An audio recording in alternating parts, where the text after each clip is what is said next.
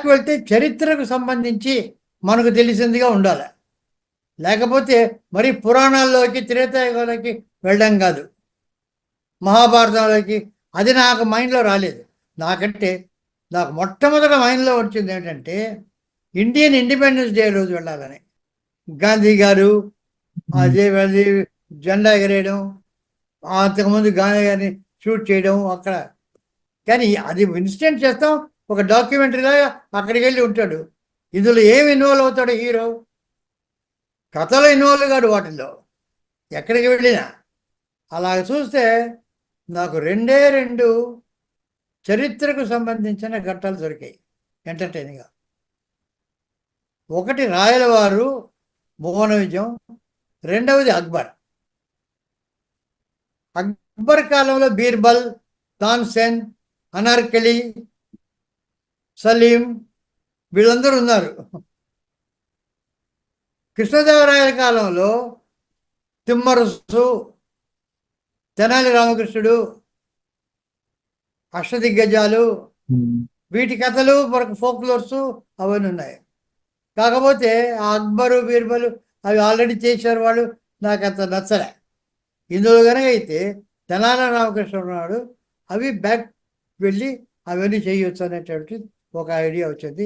పైగా ఆల్రెడీ రామారావు గారు శ్రీకృష్ణదేవరాయల పాత్ర వేశాడు. తిమ్మరుసు నేను పనిచేసా, నేను స్క్రిప్ట్ కూడా ఒక వర్షన్ రాశా పింగళ నాగేంద్రరావు గారికి. ఆ రోజుల్లో నాగేంద్రరావు గారు నా చేత ఒక్కొక్క స్క్రిప్ట్ ఫస్ట్ వర్షన్ రాయించేవారు.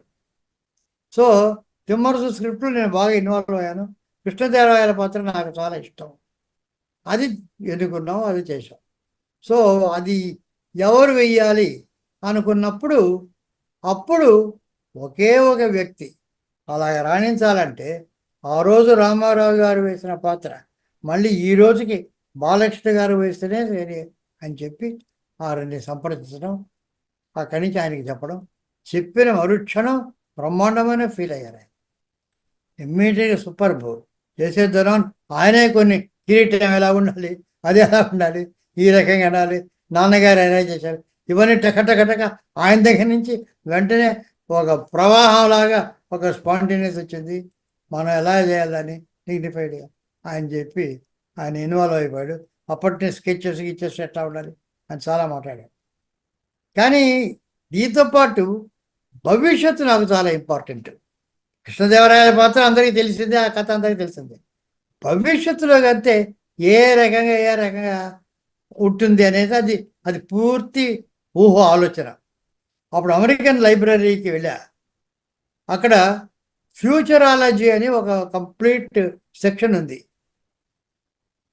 ఆ ఫ్యూచరాలజీ చదివితే అది చాలా పెద్ద సబ్జెక్ట్. అది అంటే ఈవేళ ఒక చోట ఒక ఏరియాలో ఒక యూనివర్సిటీ ఒక కాలేజీ కట్టాలనుకోండి, 50-75 సంవత్సరాల తర్వాత ఆ ఏరియా ఎలాగ ఉంటుంది అనేటటువంటిది అంచనా వేయడం స్టాటిస్టిక్స్తో, అది ఫ్యూచరాలజీ. సో ఎన్నెన్ని రోడ్లు వస్తాయి, ఎంతమంది పాపులేషన్ పెరుగుతారు, ఎన్నెన్ని అంగళ్ళు వస్తాయి, జనానికి ఎట్లా ఉంటుంది, ఇవన్నీ టౌన్ ప్లానింగ్. ఇప్పుడు ఏదో ఒకటి సిటీ ఏదైనా కట్టాలనుకుంటే, క్యాపిటల్ ఏదైనా కట్టాలనుకుంటే 70-100 సంవత్సరాలు అయిన తర్వాత ఎలా ఉండాలనేది అంచనా వేయాలి. అది అసలు మెయిన్ ఫ్యూచరాలజీ. కానీ నాకు కావాల్సింది కట్టుకథలు ఫ్యూచరాలజీలో ఎవరెవరు చేస్తారని. అది నేనే ఇమాజిన్ చేసుకొని ఎవరో మైండ్లో ఏదైనా చేస్తుంటే వాయిస్లో వస్తుందని, ఇటువంటివన్నీ కూడాను మేమంతా ఊహించుకొని తమాషాగా నేను జంధ్యాల కూర్చొని అవన్నీ అనుకున్నాం.